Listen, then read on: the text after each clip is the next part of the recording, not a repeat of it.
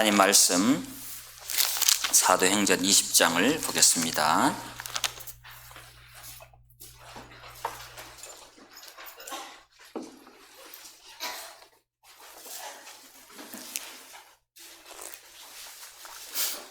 (20장) 17절입니다. 제가 읽겠습니다. 바울이 밀레도에서 사람을 에베소로 보내어 교회 장로들을 청하니 오매 저에게 말하되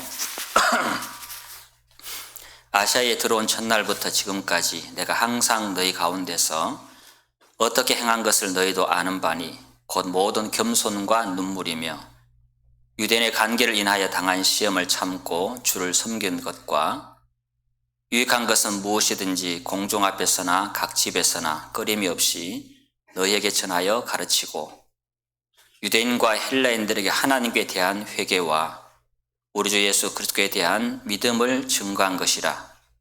보라, 이제 나는 심령의 매임을 받아 예루살렘으로 가는데 저기서 무슨 일을 만날는지 알지 못하노라. 오직 성령이 각 성에서 내게 증거하여 결박과 환난이 나를 기다린다시나 나의 달려갈 길과 주 예수께 받은 사명 곧 하나님의 은혜의 복음 증거하는 일을 마치려 하면은 나의 생명을 조금도 귀한 것으로 여기지 아니하노라. 아멘. 제 헤어스타일이 익숙하지 않으시죠? 저도 적응이 잘 안 됩니다. 윗머리가 많이 빠져서 관리가 힘들어서 지붕 공사를 조금 했습니다.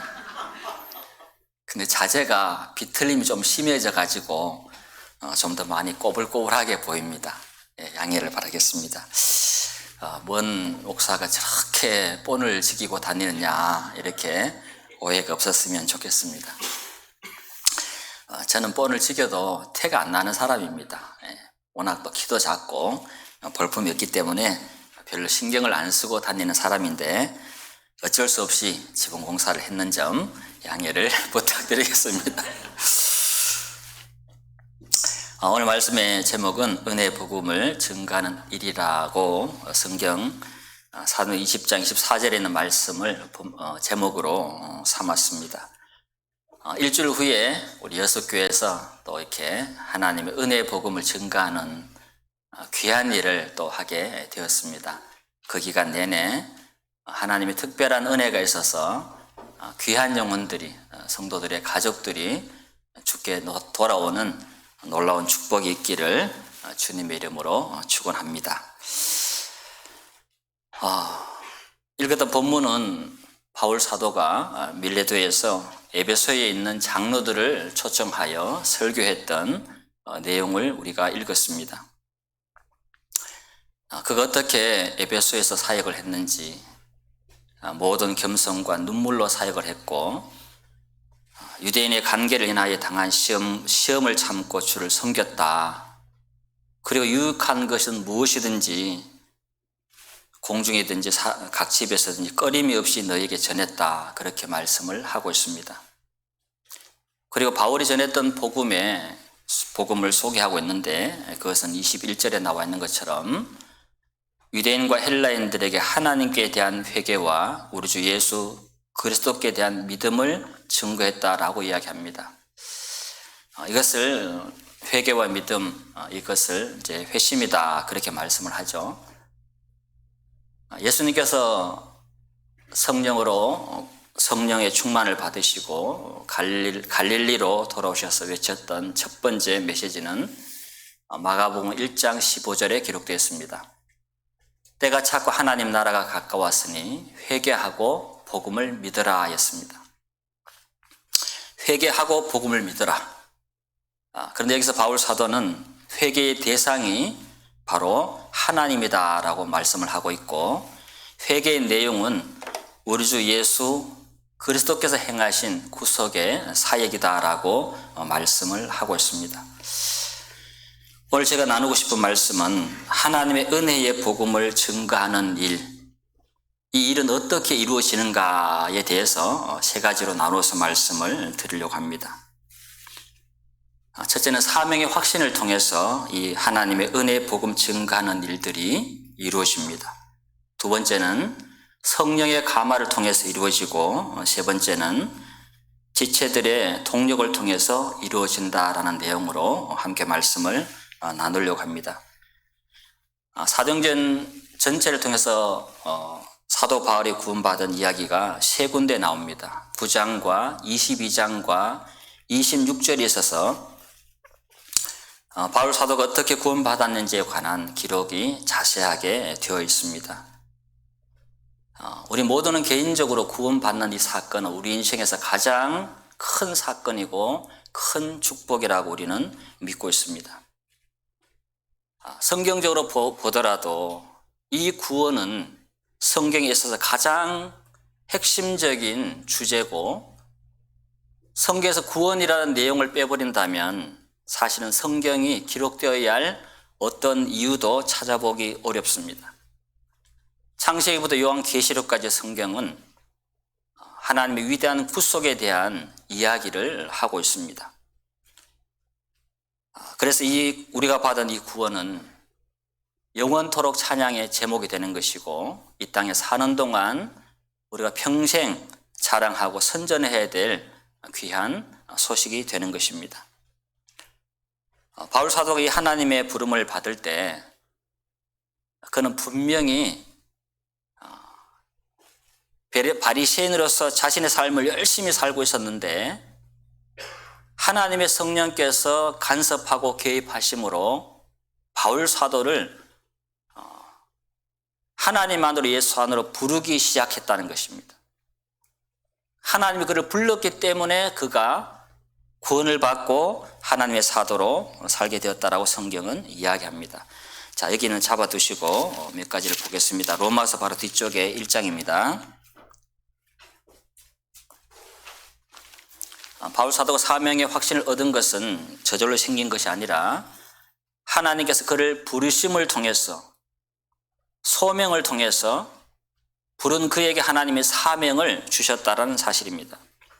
그의 부르심은 확실했고, 그 부르심과 하나님과의 만남을 통해서 그는 사명의 큰 확신을 얻게 됩니다.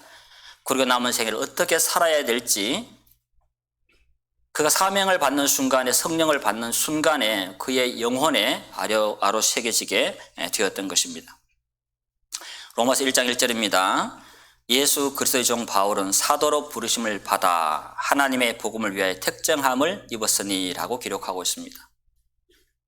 바울 사도는 자신이 사도로 부르심을 받았다, 자신이 사도가 되어야 되겠다 결심한 적도 없었습니다. 그런데 하나님은 그를 택하시고 불렀다라고 성경은 이야기합니다. 사실 예수 안에서 거듭난 모든 사람은 에베소 1장 3절 이하에 있는 말씀처럼 창세 전에 그리스도 안에서 우리는 모두 택함을 입은 사람들입니다. 이것을 이제 예정론이다 그렇게 말씀을 하죠. 참 어려운 이야기입니다. 내 생각이 어떠하든지 관계없이 성경의 진리는 이미 우리가 창세전에 예수 안에서 택함을 받은 사람들이다. 그리고 하나님께서 부르는 사람들은 바로 이렇게 바울 사도처럼, 그의 고백처럼 택함을 받은 사람들을 하나님이 불러서 구원하시고 사명을 주시고 성령을 부어주신다는 사실입니다. 바울 사도는 자신이 부르심을 받았던 것처럼 로마서 1장 6절을 봅니다. 너희도 그들 중에서 예수 그리스도의 것으로 부르심을 입은 자니라. 자신만 부름을 받은 사람들이 아니라 로마에서 하나님의 사랑을 입은 모든 성도들 역시 실제로 기록되어 있는 것처럼 7절 보겠습니다.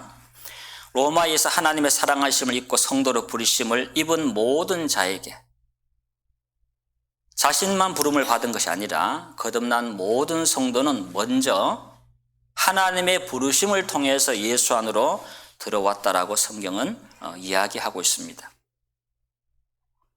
히브리서 3장 1절에는 그러므로 형제들아, 그러므로 함께 하늘의 부르심을 입은 거룩한 형제들아, 우리의 믿는 도리의 사도시며 이렇게 기록을 하고 있습니다. 함께 하늘의 부르심을 입은 거룩한 형제들이라고 기록합니다. 하늘의 부르심을 입은 사람들이라는 거죠. 자, 로마서 찾았으니까 8장을 가봅니다. 로마서 8장. 부름을 받지 않은 사람은 결코 사명을 받을 수 없고 확신을 가질 수가 없습니다. 로마서 8장 28절입니다.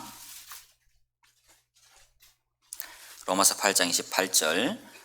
우리가 알거니와 하나님을 사랑하는 자 곧 그 뜻대로 부르심을 입은 자들에게는 모든 것이 합력하여 선을 이루느니라. 하나님을 사랑하는 자 곧 그 뜻대로 부르심을 입은 자들이라고 여기서도 말씀을 하고 있습니다. 29절입니다. 하나님이 미리 아신 자들로 또한 그 아들의 형상을 본받게 하기 위하여 미리 정하셨으니 이는 그로 많은 형제 중에서 마다들이 되게 하려 하심이니라. 하나님이 미리 아신 자들이 있다는 거죠. 전지하신 하나님이 창세전에 그래서 예수 안에서 하나님이 교회를 예정하셨는데 그 교회 안에 하나님은 구원받는 사람들을 이미 미리 알고 있었다. 그렇게 말씀을 하십니다. 그리고 30절에 또 미리 정하신 그들을 또한 부르시고 부르신 그들을 또한 의롭다 하시고. 우리가 이런 말씀을 대하면 이렇게 내 생각이 나올 수도 있고 혼돈이 올 수도 있는데 우리는 하나님이 뭐라고 말씀하는가를 봐야 됩니다.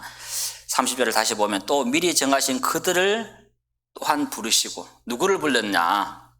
미리 정하신 그들을 불렀다라고 말씀합니다. 부르신 그들을 또한 의롭다 하시고. 누구를 어렵게 하셨느냐 하니까 부른 사람들을 어렵게 하십니다. 그리고 의롭다 하신 그들을 또한 영화롭게 하셨느니라. 이것은 이런 하나님의 부르심을 성경학자들은 이런 용어를 씁니다. 효력 있는 부르심, 효과적인 부르심이다. 그렇게 설명을 붙여서 이해를 시키고 있습니다. 효력 있는 부르심이다. 생소한 단어죠. 효과적인 부르심이다. 성경학자들마다 약간은 다른데 대부분 그 표현을 씁니다. 자, 효력 있는 부르심이 뭐냐? 똑같이 복음을 듣는데 어떤 사람은 구원을 받고 어떤 사람은 구원을 받지 못합니다. 똑같이 말씀을 듣는데 어떤 사람은 그 말씀에 마음이 열리고 어떤 사람은 마음이 더 굳어집니다. 자, 요즘 만물이 소생하는 봄입니다. 며칠 전에 봄비가 왔습니다. 여수도 왔나요? 봄비 좋잖아요. 그 봄비가 내리면 이제 돋아나는 새싹들이나 새순이 날리는 나무들에게는 그 봄빛이 어떤 역할을 합니까? 생명을 공급하는 역할을 합니다. 그 봄비를 맞으면서 새싹이 돋아나죠. 그런데 산에서 이미 죽어버린 나무들에게는 그 봄비가 내리면 죽은 나무가 다시 살아납니까? 더 깊이 썩어 들어갑니까? 더 썩어 들어갑니다. 똑같은 봄비인데, 생명을 줄 수 있는 봄비인데 어떤 나무들에게는 그것이 생명이 되고 어떤 나무에게는 그것이 더 깊은 죽음이 된다라는 것입니다. 하나님의 복음은 죽어있는 자를 살리고 사망에서 생명으로 사단의 권세에서 하나님께로 돌아가게 하는 생명의 복음인데 어떤 사람들에게는 그 복음이 영혼을 살리는 복음이 되고 어떤 사람들에게는 그 복음이 더욱더 하나님을 향하여 반감을 갖게 하는 복음이 된다라는 사실입니다. 그 차이가 어디에서 나오느냐? 인간의 똑똑함에서 나오는가? 좀 더 많이 배운 사람과 못 배운 사람의 차이일까요? 좀 더 지혜로운 사람과 무지한 사람의 차이일까요? 하나님의 말씀은 하나님께서 그를 효과적으로 효력적인 부르심을 입은 자들의 마음속에 하나님이 역사하기 때문에 그들이 믿음을 갖게 된다라고 말씀을 하고 있습니다. 그래서 로마서 11장 29절에서는 하나님의 은사와 부르심에는 후회하심이 없느니라. 하나님은 어떤 사람을 부른 것에 대해서 결코 후회하지 않으신다라고 말씀을 합니다. 고린도서 1장 2절에도 우리가 잘 아는 말씀처럼 고린도에 있는 하나님의 교회 곧 그리스도 예수 안에서 거룩하여지고 성도라 부르심을 입은 자들과 성도라 부르심을 입은 자들, 그들은 거룩하여지도록 부름을 입은 사람들이라는 것입니다. 물론 우리가 구원받을 때 복음을 들을 때 우리의 의지가 작용을 하죠. 우리의 마음이 움직이고 우리 예수님을 믿게 되고 영접하게 됩니다. 내 의지와 상관없이 하나님의 성령께서 일방적으로 나의 의지를 무시하고 나의 자유의지와 상관없이 역사한다는 말씀은 아닙니다. 그러나 우리가 분명한 것은, 우리가 구원받게 된 것은 하나님의 성령께서 각 사람, 복음을 듣는 각 사람 마음속에 효력 있게 역사하신 결과가 우리가 믿음을 얻게 되었다라고 성경은 이야기를 하고 있습니다. 자, 사도행전 16장을 봅니다. 사도행전 16장.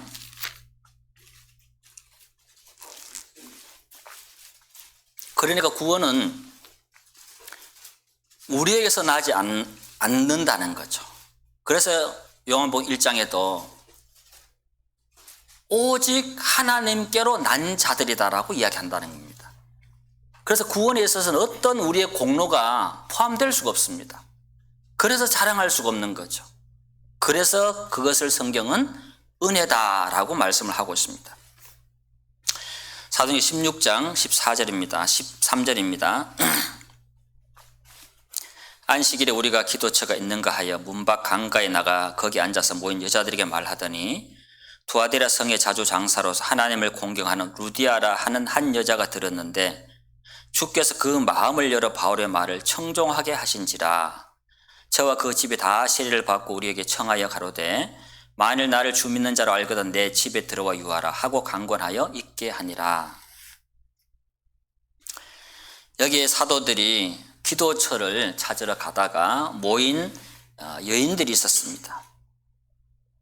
거기다가 그 모인 여인들을 상대로 복음을 전했는데 다른 많은 사람들이 같이 들었습니다. 똑같은 복음을 들었는데 다른 모든 사람은 청종하지 않았어요. 그 복음에 귀를 기울이지 않았습니다. 그런데 루디아는 경청을 했습니다. 그리고 그 복음을 다 받아들이고 믿게 되었습니다. 똑같은 복음을 들었는데 왜 다른 사람들은 경청하지 않았고 루디아는 경청을 하고 복음을 듣고 구원을 받게 되었느냐 하는 것입니다. 그 차이가 어디서 왔냐는 거죠. 왜 그들은 믿지 않고 루디아는 믿었느냐? 그 차이를 성경은 이렇게 말하고 있습니다. 14절에 뒷부분에 주께서 그 마음을 열어 바울의 말을 청종하게 하셨다. 하나님의 성령께서 루디아의 마음에 이 복음이 알아지고 믿어지도록 하나님의 성령께서 역사하신 결과가 루디아가 믿음을 얻게 되었다라고 성경은 말하고 있습니다. 하나님의 은혜의 복음을 증거하는 일은 이런 분명한 하나님의 효력 있는 부르심을 통해서 확실한 거듭남을 통해서 바울 사도가 그랬던 것처럼 그의 영혼 속에 새로운 경향성, 새로운 마음, 새로운 하나님의 마음을 불어넣어 주심으로써 확신을 갖게 된다는 거죠. 그래서 소명을 받고 사명을 받은 사람들, 즉 구원받은 사람들 안에는 새로운 경향성이 생기는데 그것이 뭐냐면 하나님을 향하여 살고자 하는 영적인 마음이 생긴다는 것입니다. 물론 넘어질 수도 있고 유혹에 굴복할 수도 있고 우리가 침륜에 빠질 수도 있습니다. 거듭난 사람도. 그러나 그 사람 안에 끊임없는 마음의 내적인 갈망이 있는데, 크고 작은 갈망이 있는데 그 갈망의 근원이 누구냐? 결국 하나님 자신입니다. 그리고 내가 열심히 살든 열심히 못 살든지 간에 성경을 많이 보든 많이 보지 않든 간에 하나님으로 말미암아 난 사람들은 그 영혼 안에 끊임없는 하나님을 향한 목마름이 존재합니다. 그리고 그를 위해 살고 싶은 마음이 기본적으로 다 있습니다. 그를 위해서 못 사는 것이 늘 마음에 짐이고 죄송스러운 마음이 있을 뿐이죠. 하나님을 통해 난 사람은 다 그와 같다라는 것입니다. 왜냐하면 하나님께서 그 사람 안에 분명히 구원의 은총을 허락하시기 때문에, 성령을 통해서 옛 사람이 죽은 것을 깨닫게 하시고 새 사람이 되었다는 것을 그의 마음속에 믿음으로 알게 하셨기 때문에, 그리고 실제적으로 그 사람에는 새 마음이 들어왔고 새로운 본성이 들어와 있기 때문에 그렇게 본성을 따라 살고자 하는 그의 마음의 소원이 언제나 있다라는 사실을 말씀은 우리에게 보여주고 있습니다. 그래서 하나님 은혜의 복음은 바로 이 정확하게 거듭난 사람, 사명의 확신을 가진 사람들을 통해서 하나님께서는 이 복음을, 은혜의 복음을 증가하는 일을 계속 하신다는 거죠. 결코 하나님 억지로 하지 않습니다. 자, 두 번째는 사도행전 20장 본문으로 돌아갑니다. 이 은혜의 복음은 어떻게 증거되느냐?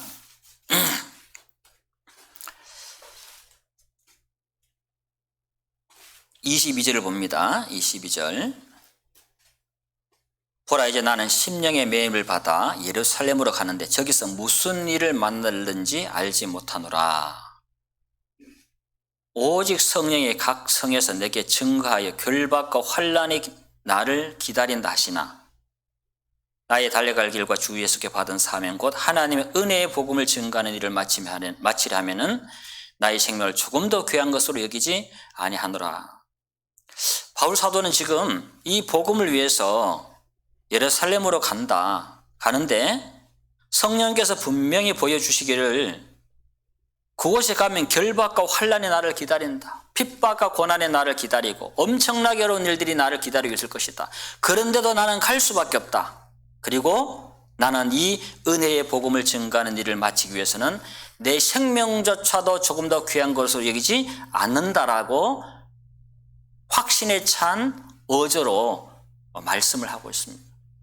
이 바울의 마음은 어떻게 이렇게 이 복음을 전하기 위해서 생명까지도 귀하게 여기지 않을 정도로 이 복음을 위해서 자신의 생명을 기꺼이 바치고 싶은 그런 어떤 열정에 사로잡혀 있었던 것일까 하는 것입니다. 그 답은 바로 22절에 나와 있습니다. 보라, 이제 나는 심령의 매임을 받았다. 자, 우리 개역 성경에는 이렇게 심령의 매임을 받았다 이렇게 하니까 마음에 어떤 확신이 섰는가 보다 이렇게 우리가 생각할 수 있는데, 다른 번역본을 제가 좀 읽어드리면 충분히 이해가 될 줄로 믿습니다. 새번역 성경에는 이렇게 번역되어 있습니다. 보십시오, 이제 나는 성령에 매여서 예루살렘으로 가는 길입니다. 성령에 매여서 간다. 우리말 성경에는 그리고 지금 나는 성령의 강권하심 가운데 예루살렘에 가려고 합니다. 성령의 강권하심의 가운데 나가 예루살렘으로 가려고 한다. 현대의 성경에서는 이렇게 번역합니다. 이제 나는 거역할 수 없는 성령의 강한 힘에 이끌려 예루살렘으로 갑니다. 왜 바울 사도가 기꺼이 자신의 생명을 복음을 해서 바치고자 하는 그 불붙는 영혼의 구령의 열정에 사로잡혀 있었는지 여러분 아시겠죠? 쉽게 표현하면 바울이 성령 충만해 있는 겁니다. 성령 충만한 가운데 있을 뿐 아니라 성령께서 바울을 이방의 사도로 세우셨기 때문에 그에게 이방에 있는 영혼들에게 복음을 전하고자 하는 그 불붙는 구령의 열정을 계속 성령께서 기름을 부어서 불을 태우듯이 공급해 주기 때문에 이 복음을 전하고 싶은 열정의 바울 사도가 완전히 사로잡혀 있는 것입니다. 성경의 구약이든 신약이든 어디를 보든지 하나님의 신 성령으로 충만한 사람들의 공통적인 특징은 하나님의 영광을 위해서 일한다라는 것입니다. 자기 만족, 자기 기쁨을 위해서 일하지 않습니다. 특히 신약에서는 성령으로 충만한 사람들은 나타나는 공통적인 특징은 그들이 잃어버린 영혼을 위한 사랑의 수고를 기꺼이 감당한다는 것입니다. 그리고 그들은 끊임없이 복음을 전한다는 것입니다. 그리고 또 하나는 끊임없이 성도들을 사랑한다는 것입니다. 어려운 성도들 돌아보고 전화하고 챙기고 신방을 가고 병원도 모시고 가고 가족도 못 해주는 일을 때로는 그 나이든 노모를 모시고 벚꽃놀이도 가주고 튤립 축제도 가주고. 예? 자매님 보세요. 예쁘죠? 행복하죠? 내 엄마처럼. 자기도 바쁠 텐데 왜 그렇게 하냐는 거죠. 하나님의 성령께서 하나님의 사랑을 그의 마음에 계속 부어주니까 그 하는 일이 번거롭거나 의무가 아니라 그 일 자체가 이 사람에게는 뭐냐? 기쁨이고 즐거움인 겁니다. 하면 할수록 기쁜 거예요. 왜? 하나님이 그 기쁨을 주시니까. 하나님이 최고로 영광 받는 것은 그런다잖아요. 우리가 하나님을 최고로 기뻐할 때 하나님이 최고로 영광을 받으신다. 어떤 자매님이 교회 청소를 열심히 하는데 그런 간증을 하더라고요. 자기는 너무나 행복하다. 너무나 기쁘다. 이 교회 청소하고 수고하는 이 일이 짐이 아니라 자기는 이 예배당을 주신 하나님이 너무 감사하고 예배당 올 때마다 하나님 감사합니다. 강대상 보고 감사하고 의자 보고 감사하고 넓은 주차장 보고 감사하고 항상 감사하대. 기쁘대. 그 일을 하는 게 힘든 게 아니라 하나님께서 그의 마음속에 하나님만이 줄 수 있는 평강과 기쁨을 매일매일 그 성도에게 공급해 주시기 때문에 그는 하는 모든 일이 기쁜 거예요. 그것을 바라보는 하나님은 어떨까요? 하나님은 말할 수 없이 기뻐요. 막 영광을 받으시는 거예요. 우리 성도님들이 자녀들이 여러분의 조금 있으면 이제 다음 달에 어버이날 오잖아요. 어버이날 선물을 준비하는데 두 남매가 됐든 형제간이 됐든 자매가 됐든 새 자녀들과 됐든 모여서 의논을 한다고 생각해 봅시다. 회의하는 장면을 우연히 들었어. 야, 우리 아버지 엄마 우리 어버이날인데 우리 선물을 좀 이렇게 준비해야 되지 않겠냐. 장녀가 그랬더니 둘째 아들이 뭐 꼭 선물을 준비해야 돼. 우리도 지금 용돈이 부족한데 그걸 꼭 해야 돼? 엄마 아빠 우리한테 해준 게 뭐 별로 없잖아. 이러면서 이제 불평불만을 토한다고 칩시다. 막내도 이제 그렇게 나온다고 쳐요. 그러니까 장녀가 그러긴 그래. 우리 엄마 아빠는 솔직히 다른 엄마 아빠에 비하면 우리한테 뭐 챙겨준 거 별로 없어, 그지? 맨날 화만 내고 아버지가 능력에서 돈 또 버는 것도 아니고, 그지? 다 우리가 벌어서 쓰지, 그지? 그 소리를 들었다고 쳐요. 그 선물을 이제 사왔는데 그 소리를 다 들었어. 그 선물을 받는데 이 부모의 마음이 기쁘겠어요? 안 받고 싶지. 그런데 어떤 자녀 어느 가정에서는 회의를 하는데 엄마 아빠가 뭘 좋아할까? 야, 어버이날 되니까 얼마나 좋아. 우리가 엄마 아빠 선물할 수 있는 기회도 생기고 정말 우리 엄마 아빠 너무 좋으신 분이야. 다른 집에는 한 명 놓고도 막 못 키워서 난린데 우리는 3명이나 낳아가지고 이렇게 잘 키워주시잖아. 정말 우리 어머니, 아버지 우리 은혜를 잊으면 안 돼. 그래 막 오손도손하게 막 기쁨으로 선물을 준비하는 그런 이야기를 들었어. 선물 받아야 기쁩니까? 안 받아도 기쁩니까? 그 모습 보면서 그렇게 기쁜 거죠. 우리가 예배에 나오는 거 하나님 오늘 한번 나가줄게요. 전도 집회인데 그동안 교회 안 나왔는데 뭐 이번 주 뭐 사람도 별로 없다고 하니까 뭐 이번 주에 내가 나가주지 뭐. 그걸 기뻐하겠습니까? 이 안 나와도 돼. 사람 많아. 하나님은 우리가 모든 하나님이 하시는 말씀에 대하여 즐겁게 순종하기를 원해요. 하나님 말씀을 기뻐하고 우리 찬양도 기쁘게 하고 봉사도 기쁘게 하고 예배도 기쁘게 드릴 때 하나님이 그 모습을 바라보고 막 영광을 받으시는 거예요. 하나님이 영광 받는다는 얘기는 뭡니까? 하나님이 기쁨을 얻는다는 이야기입니다. 자식 때문에 부모가 막 기쁘면 부모가 자식에게 꿀밤을 주겠어요? 자식에게 더 잘해주고 싶겠어요? 뭐라도 더 잘해주고 싶지. 그 얘기가 아닌데 지금.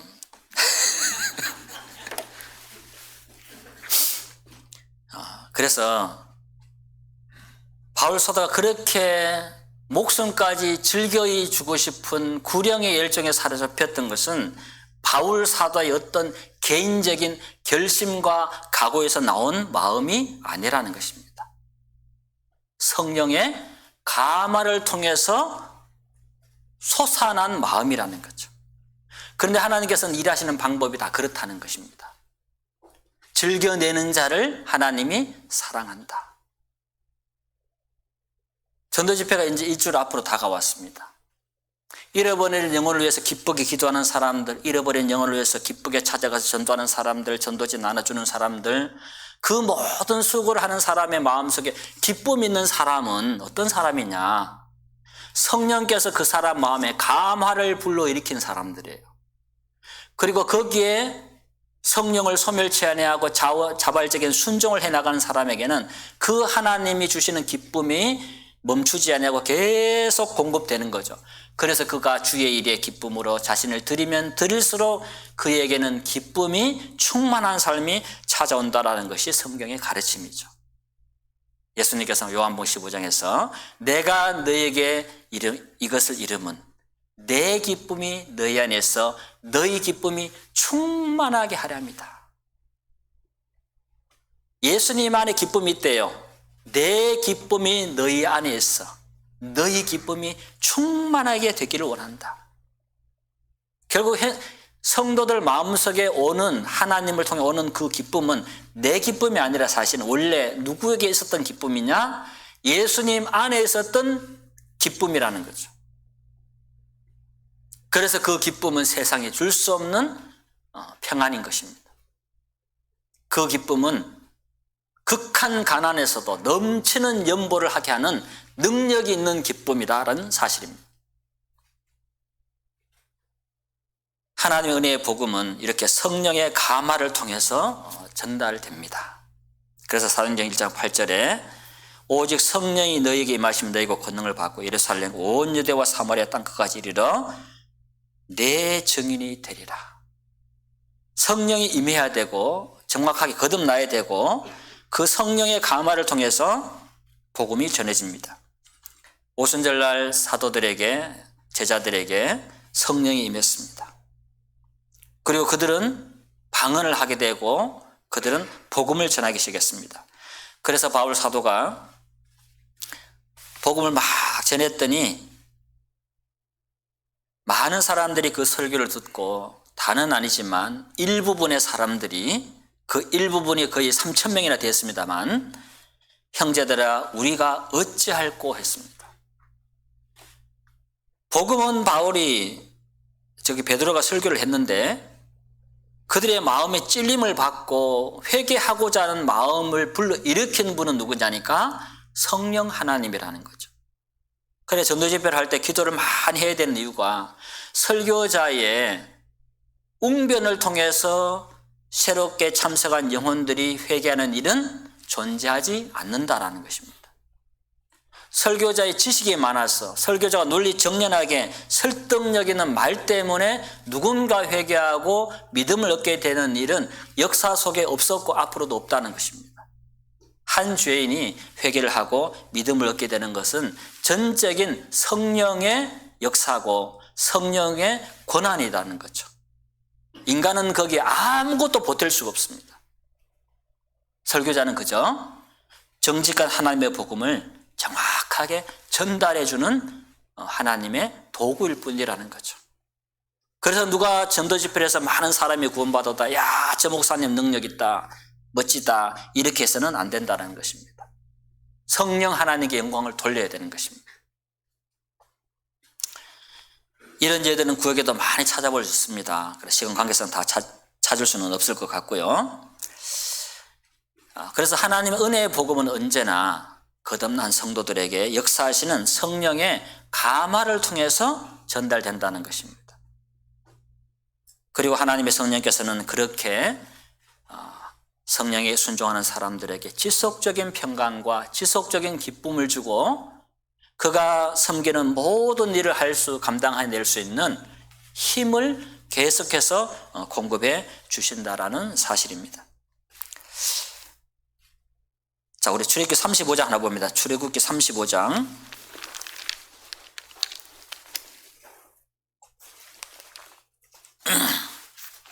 출애굽기 35장입니다. 30절입니다. 출애굽기 35장 30절.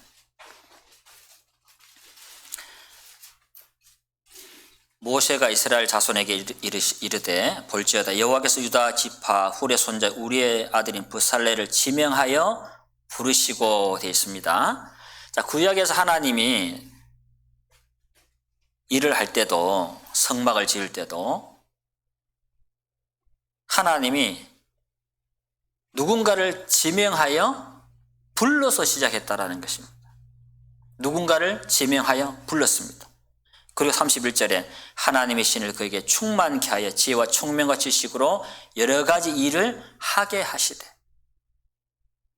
그 사람들이 브살렐이든 오홀리바든 하나님의 일을 할 수 있게 된 근본적인 원인이 뭐냐는 거죠.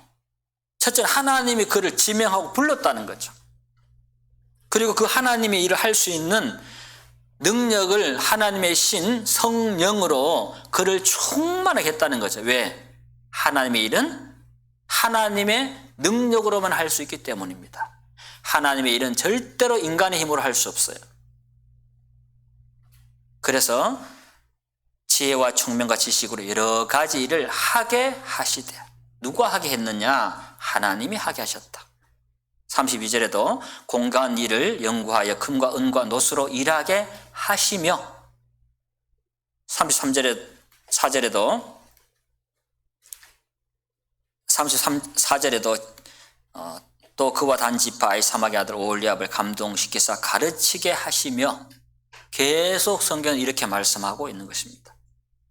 35절에 지혜로운 마음을 그들에게 충만하게 하사 여러 가지 일을 하게 하시되 그 하나님 일 자체가 인간의 능력 밖에 있다는 거죠. 하나님 일은 오직 하나님의 능력을 입은 사람들만 감당할 수 있는 일이다.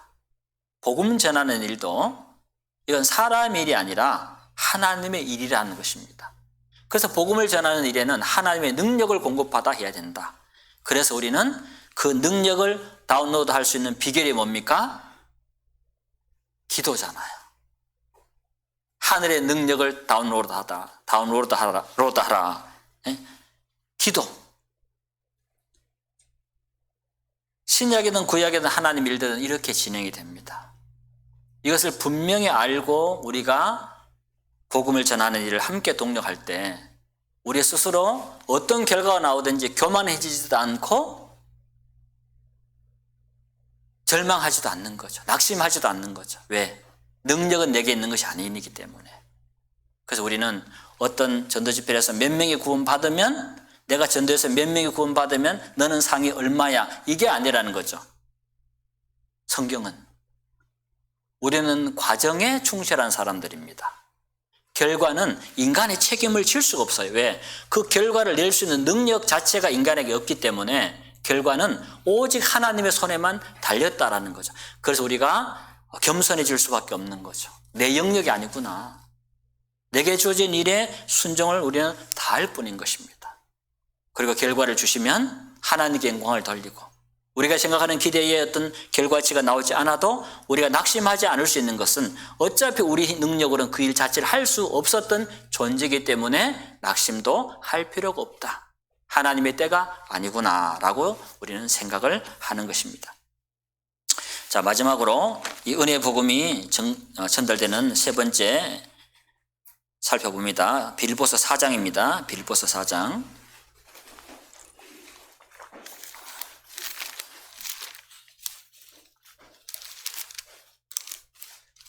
빌립보서 4장 2절입니다. 4장 2절. 내가 요디아를 권하고 순두개를 권하노니 주 안에서 같은 마음을 품으라. 이 사람들이 같은 마음을 안 품었나 봐요. 교회를 좀 힘들게 했나 봅니다. 아주 불명예스러운 이름입니다. 그죠? 2000년 동안 불리잖아요. 요디아, 순두개, 말 안 들었나 봐. 이러면서 3절에 또 참으로 나와 멍에를 같이 한 네게 구하노니 복음에 나와 함께 힘쓰던 저 부녀들을 돕고 또한 글레멘드와 그 외에 나의 동력자들을 도우라. 그 이름들이 생명책에 있느니라. 바울 혼자 복음을 전한 게 아닙니다. 복음에 나와 함께 힘쓰던 저 부녀들을 돕고 또한 글레멘드와 그 외에 나의 동력자들을 도우라. 바울 사도에게는 동력자가 많이 있었다는 이야기입니다.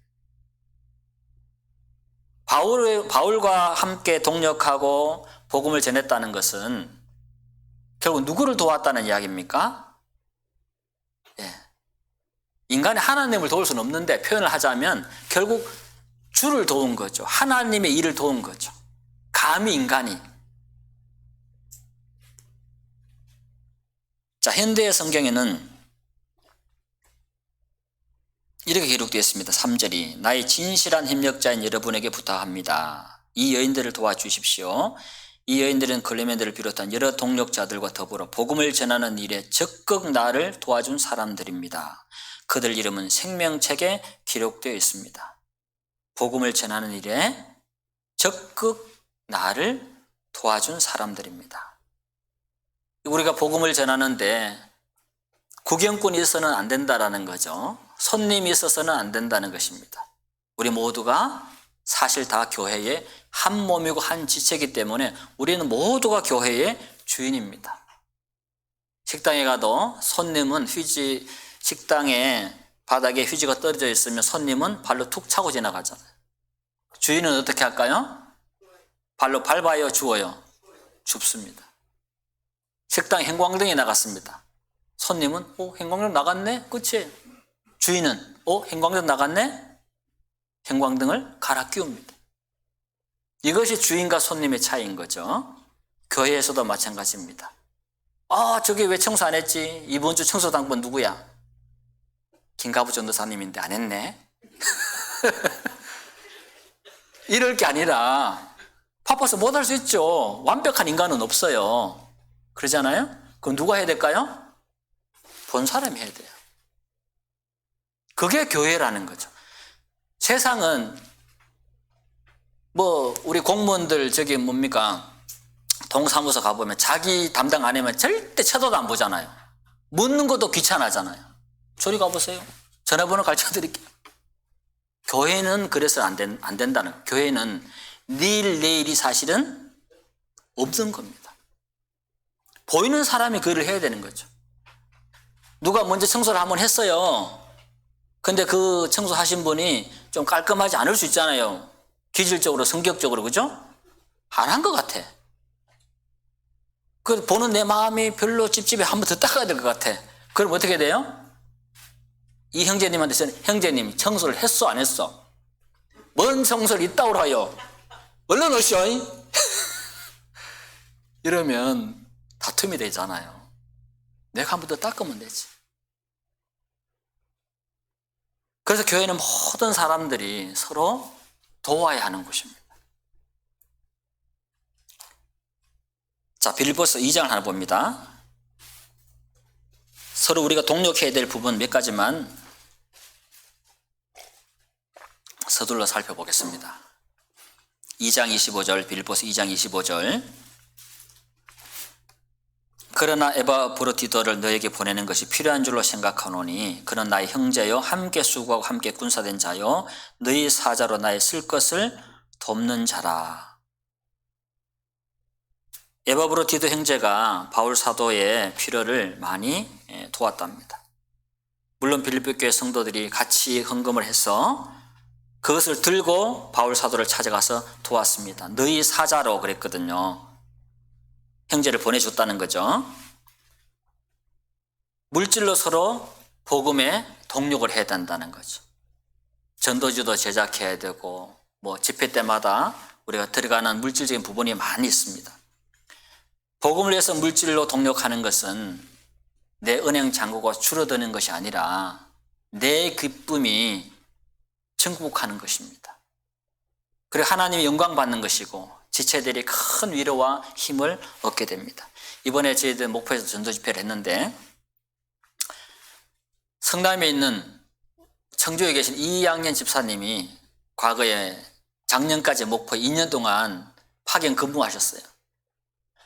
그리고 가셨는데 서병석 목사님을 강사로 모셨는데 같이 오신다는 거예요. 2년 동안 있었다고, 정이 들었다고. 그래 오셨어요. 그래서 저희들 현대 호텔에 강사 숙소를 잡았는데 그게 좀 비쌉니다. 하루에 보통 한 17만 원 정도 해요. 그래서 월요일부터 토요일까지 6일간 잡았습니다. 근데 이분이 이제 오셔가지고 두 분 먼저 이제 호텔로 가셔서 체크인하고 들어가셔서 이제 짐 풀고 준비하고 식사하러 나오십시오 하고 보내드렸는데 보통 후불이거든요, 거긴요. 제가 항상 계산해 봤기 때문에 나중에 계산하려고 보내드렸더니 전화가 온 거예요. 목사님 선불이라는데요. 어우 집사님 죄송해요. 먼저 계산했어요. 내가 입금해 드릴게요. 그랬어요. 그리고 그 다음날 자꾸 이제 계좌번호를 보내주시라고 해도 계좌번호를 안 보내는 거예요. 아, 집사님 왜 안 보냅니까? 아, 본인이 헌금하고 싶었는데 그걸로 퉁치재요. 호텔 숙박비를 계산해 주신 거예요. 하룻밤에 17만 원 정도 하는데 그 조선소 직원들이 1년에 5장인가 6장인가 그 사원 복지 카드가 나와요. 그 하나에 1박에 얼마냐? 5만 원이에요. 그래서 모실 수 있는 거예요. 우리 목포 큰 부자 아닙니다. 그걸 계산해 주셨어요. 참 감사하더라고요. 뭔가 대접을 받고 싶은 게 아니라 하나님의 은혜가 하나님의 사랑이 집사님 안에서 저렇게 역사를 하니까 그를 통해서 하나님이 하시는 일들이 나타나니까 우리 온 교회가 풍성해지는 겁니다. 돈 몇십만 원 있어도 그만 없어도 그만이에요. 근데 그렇게 하나님의 마음에 주시는 감동을 따라 그렇게 했을 때 교회가 얼마나 풍성해지는지 모릅니다. 자, 빌립보서 4장을 봅니다. 4장 15절을 봅니다. 빌립보서 4장 15절. 빌립보 사람들아 너희도 알거니와 복음의 시초에 내가 마게도냐를 떠날 때에 주고받는 내 일에 참여한 교회가 너희 외에 아무도 없었느니라. 바울 사도가 복음을 처음 이렇게 전하기 시작했을 때에 물질적으로 도움을 준 교회는 빌립보 교회뿐이었다라고 이야기합니다. 빌립보 교회는 바울 사도 사역하는 내내 물질적인 후원을 아끼지 않았습니다. 우리가 복음을 전하는 데는 많은 물질이 필요합니다. 선교 나가도 비행기 티켓도 사야 되고 현지 숙박료도 내야 되고 복음을 전하는 데 언제나 물질이 많이 들어갑니다. 하나님께서 그 복음을 위해서 물질을 드리고자 하는 마음이 있을 때 여러분 주저하지 마시고 드리시기 바랍니다. 저는 경험상 그렇게 드렸을 때 하나님이 10배, 100배, 성경에는 30배, 60배, 100배 그랬잖아요. 그렇게 채워주시는 하나님을 많이 경험했습니다. 지금 나도 없는데 마음에 주고 싶은 마음을 주실 때가 종종 있어요. 그럴 때 드리고 나면 하나님은 30배, 60배, 100배를 채우는 것을 우리는 경험했습니다. 개인적으로도 교회적으로도 그랬습니다. 함께 동력해야 될 부분은 물질로 동력하고 또 기도로 동력을 해야 됩니다. 자, 고린도전서 2장을 봅니다. 고린도전서 2장.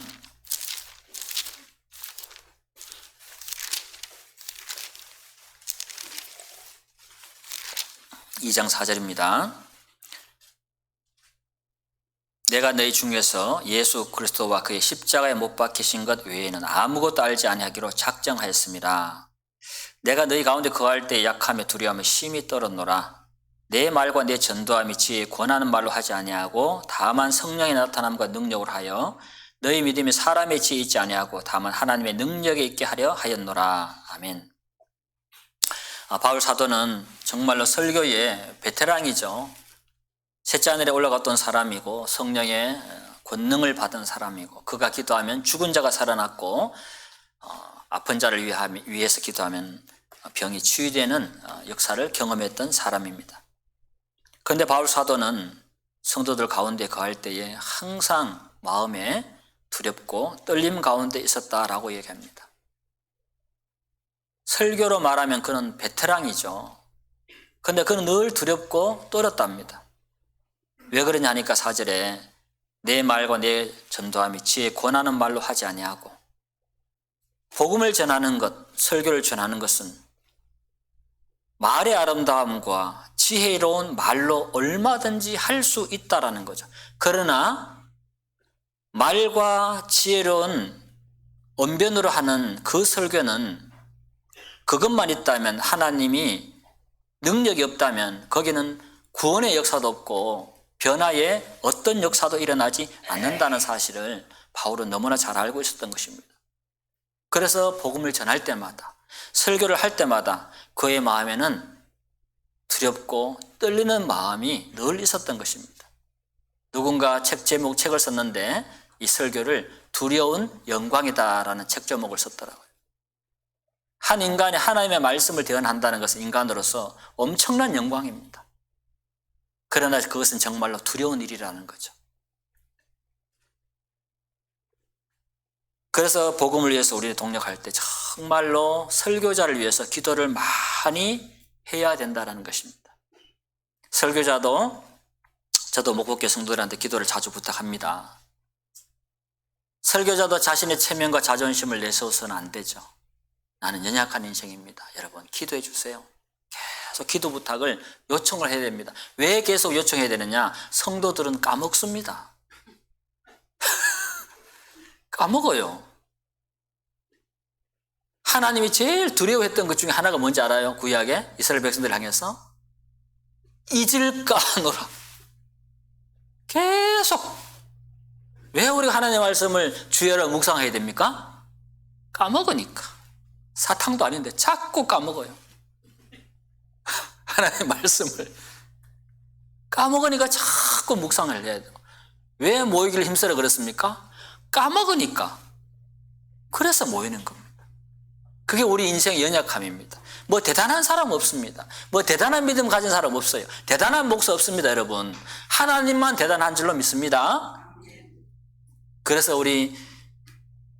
여기 우리 김가부 전도사님부터 해서 여기 김강희 전도사님, 김갑철 전도사님, 설교자들 많잖아요. 우리 성도님들 기도할 때 1번으로 기도하셔야 돼. 왜냐? 저분들은 여러분의 영혼에 직접적인 영향을 미치는 사람들이에요. 김가부 전도사 올라와서 설교를 하시는데 여러분 하나님은 사랑이세요. 그런 하나님이 영원한 지옥을 만들었겠어요? 지옥은 영원하지 않습니다, 여러분. 아멘? 큰일 났네. 아멘 안 해줘요. 아멘 하면 안 되죠. 이렇게 성경과 다른 말씀을 전하면 누가 손해를 봐요? 여러분이 손해를 본다는 거죠. 문목사 마음에 안 들어도 여러분이 기도를 해 주셔야 된다는 거죠. 왜? 여러분의 영혼을 위해서 기도를 해 줘야 됩니다. 시간이 다 돼버렸네요. 골로새서 4장 2절에도 이렇게 말씀을 전하고 있습니다. 기도를 항상 힘쓰고 기도에 감사함으로 껴있으라. 4장 3절에 또한 우리를 위하여 기도하되 하나님이 전도할 문을 우리에게 열어주사 그리스도의 비밀을 말하게 하시기를 구하라. 하나님이 전도할 문을 열어달라고 기도해 달라고 바울 사도가 부탁을 합니다. 바울 사도는요 고린도 교회, 골로새 교회 여러 교회에다가 편지를 쓰면서요 자기를 위해서 계속적으로 지속적으로 기도를 요청합니다. 아니 하나님이 권능을 받고 성령 충만하고 셋째 하늘까지 갔다 오고 기도했더니 뭐 죽은 청년 두개고가 살아나고 기도했더니 안전뱅이가 막 일어나고 병 고치면 은사도 많이 경험하고 어디 가도 다 어깨 힘주고 갈만하잖아요. 내가 기도하면 다 살아난다. 내가 기도하면 병 다 낫는다. 얼마나 자신 있어요. 그런데 바울은 그게 아니라는 거죠. 그 모든 능력과 역사는 자신에게 속한 어떤 것도 아니라는 거죠.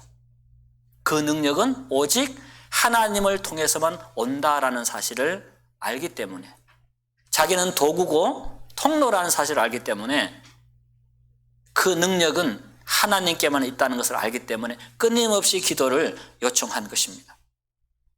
현대 성경에는 이 부분이 이렇게 번역되었습니다. 우리를 위해서 기도하는 일도 잊지 말고 하나님께서 우리에게 그리스도의 복음을 전파할 수 있는 더 많은 기회를 주시도록 기도해 주십시오. 복음을 더 많이 전할 수 있는 기회를 달라고 기도해 달랍니다. 복음 전할 기회가 없으면 전도의 문이 열려요, 안 열려요? 안 열립니다.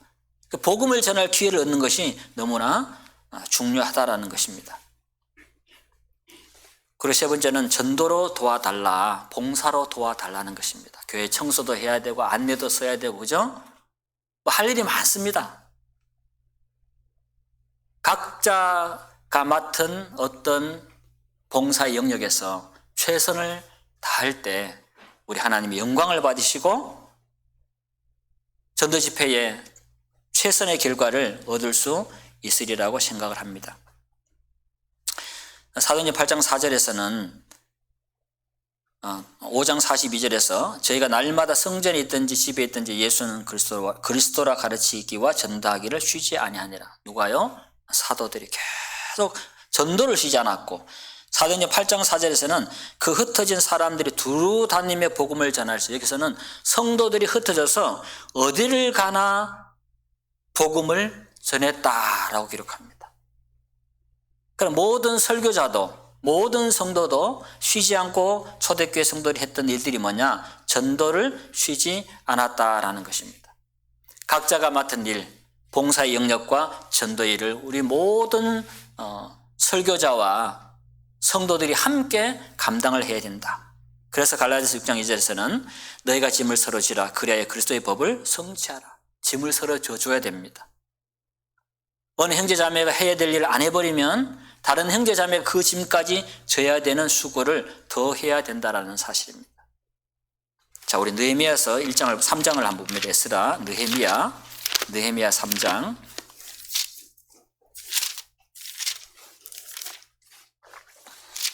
느헤미야는 하나님의 예루살렘으로 돌아왔던 이스라엘 백성들이 느헤미야를 중심으로 성벽을 재건하는 역사를 기록한 성경입니다.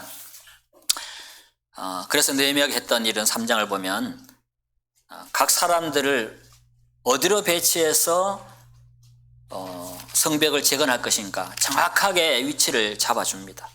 포지션을 잡아주는 거죠. 저는 축구를 좋아합니다. 축구도 제일 중요한 게 포지션입니다. 그 포지션에 골키퍼는 골을 막아야 되는데 김병지처럼 막 뛰어나가 버리면 골대가 비면 골을 먹잖아요. 공격수는 공격을 잘해야 되고 수비는 수비를 잘해야 되고, 예? 미드필더는 미드필더 역할을 잘 해줘야 됩니다. 각자 맡은 어떤 위치와 역할이 있다라는 거죠.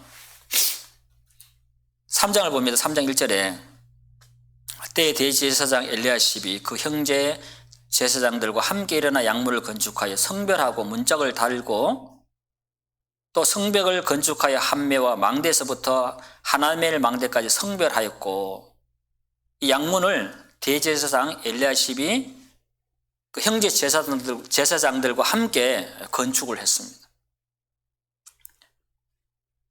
교일도 마찬가지입니다. 이 제사장들은 제사장 일만 해도 됩니다. 그런데 이 제사장들이 리더잖아요. 모범을 보인 겁니다. 교회의 장로님들, 목사님, 전도사님, 집사님들이 먼저 모범을 보여야 됩니다. 여기 나와 있는 것은 망대는 이게 높이 서가지고, 그죠? 높은 건축물이잖아요. 난이도가 굉장히 어렵습니다. 그런데 대제사장과 그의 형제들이 함께 연합해서 이 망대를 건축하게 됩니다. 이 양문에서 시작해서 3절에 나오는 어문, 6절에 옛문, 13절에 골짜기문, 분문, 셋문 쭉 해서 차례대로 이 성벽을 건축해 나가는 모습이 나옵니다. 그래서 리더가 모범을 보여야 된다라는 거죠. 가장 강력한 리더는 병사들 앞에서 돌격 앞으로 하는 리더가 아니고 어떤 리더가 훌륭한 리더입니까? 나를 따르라. 그 예수님이 최고의 리더의 모습을 보여주셨잖아요. 모든 죄를 짊어지고 우리를 대신 먼저 죽어주셨기 때문에 주님이 십자가로 승리하셨기 때문에 우리가 그 십자가의 승리를 힘입어 우리가 삶 속에서 승리를 할 수가 있게 된 것입니다. 자, 3장 5절 봅니다. 3장 5절에 그 다음은 두가 사람들이 중수하였으나 그 귀족들은 그 주의 역사에 담붙이 아니하였으며 뺀질이들이 나오는 거죠. 이 귀족들은 그 역사에 담붙지 아니했다. 참여하지 않은 겁니다. 내가 왜 해야 돼? 나는 이런 사람인데. 그러면서 어떤 자기의 어떤 지위나 자기가 가진 어떤 부나 이런 것만 자랑했지 주의 역사를 위해서 자신을 희생하고 헌신하고 수고하기를 꺼려하는 사람이 이 시대에도 있었다라는 거죠. 우리는 이런 사람들이 되어서는 안 된다라는 사실입니다. 시간 다 갔기 때문에 자세히는 못 살펴보겠습니다만은 느헤미야 3장 27절에 가면은 드고아의 귀족들은 안 했는데 드고아의 이 평민들은 열성적으로 성전 재건 사업에 동참을 했습니다. 그리고 12절을 봅니다. 12절. 그 다음은 예루살렘 지방 절반을 다스리는 자 할로헤스의 아들 살룸과 그 딸들이 중수하였고, 예루살렘 집안 절반을 다스리는 권력을 가진 사람, 재력을 가진 이 할로헤스의 아들 살룸이 이 건축에 참여했다는 것입니다. 안 해도 되는데 딸들밖에 없어. 이 집은 보니까 그 당시에 딸들은 이런 역사에 참여하지 않아도 어떤 문제가 되지 않습니다. 안 할 수도 있는데 이 사람들은 자원해서 성전 건축하는 일에 자신들을 헌신하고 희생을 했다는 사실을 성경은 기록하고 있습니다. 마지막으로 14절을 봅니다. 14절. 분문은 베타게렘 지방을 다스리는 레갑의 아들 말기야가 중수하여 문을 세우며 문짝을 달고 잠을 세워 빗장을 갖추었고, 이 분문은 예루살렘의 모든 오물과 쓰레기를 갖다 버리는 곳입니다. 그리로 가는 문이에요. 옛날에 서울에 난지도라는 쓰레기 처리 장소가 있었어요. 제가 첫 데이트를 했던 데가 그 난지도였습니다. 네, 거기서 소개받아가지고 얼마나 더러워요. 냄새나고. 그런데 이 레갑의 아들들이 맡아서 감당을 해준 겁니다. 남 손대기 싫은 거. 자원했어. 사람들은 자신이 인정을 받기 바라고 사람들의 주목을 받는 곳에서 일하고 싶어 합니다. 그러나 진짜 영성이 깊은 사람은 이름 없이 빛 없이 합니다. 아무도 알아주지 않아도 누군가 감당해주지 못한 어떤 빈 곳을 찾아서 이름 없이 빛 없이 아무도 안 볼 때 다 일을 처리해버립니다. 그런 사람이 진짜 영성이 깊은 사람입니다. 사람이 보든지 안 보든지 사람의 시선을 의식하지 아니하고 하나님이 기뻐하시고 영광 받으신다면 밤늦게라도 내 혼자라도 힘들더라도 그 일이 더럽더라도 천해 보일지라도 어떤 사람에게도 인기 없는 일일지라도 감당해내는 사람이 정말 그 마음속에 하나님의 사랑을 누리고 있는 사람들의 모습이라는 사실입니다. 오늘 말씀을 정리해 보겠습니다. 하나님의 은혜의 복음을 증거하는 일은 사명의 확신을 통해서 성령의 감화를 통해서 지체들의 동력을 통해서 이루어진다는 말씀을 우리가 함께 나누어 봤습니다. 일주일 후에 우리 여수교회 전도 집회가 시작됩니다. 아무도 구경꾼이 되지 마시고 우리 모두는 그리스도의 몸된 지체의 각 부분입니다. 모두가 사실은 사역자죠. 일하지 않는 몸의 지체는 어디에도 존재하지 않습니다. 우리 몸을 구성하고 있는 모든 세포는 다 일을 하고 있습니다. 바로 교회의 모습이죠. 그래서 이번 전도 집회도 하나님의 역사가 풍성하게 일어나는 귀한 시간이 되시기를 주님의 이름으로 축원합니다. 기도하겠습니다.